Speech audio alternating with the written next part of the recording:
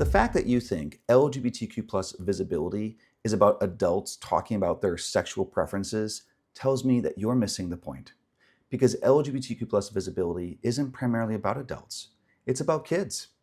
It's about that teenager who's sitting alone, wondering if they're the only one.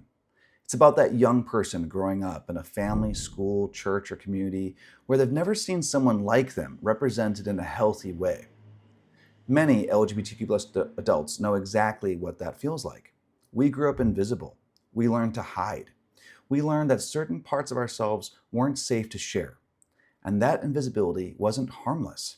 For many people, it came with shame, isolation, depression, anxiety, and the belief that they didn't belong. That's why visibility matters.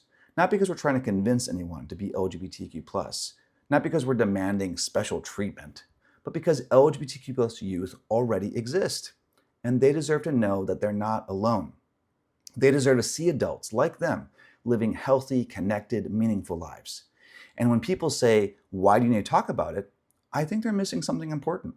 Straight people talk about their relationships all the time.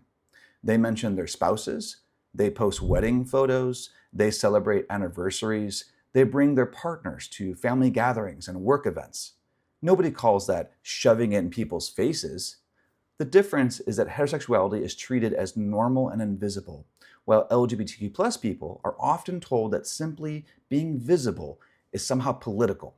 And quite frankly, I'm less interested in protecting the comfort of homophobic adults than I am in protecting the well-being of LGBTQ plus youth.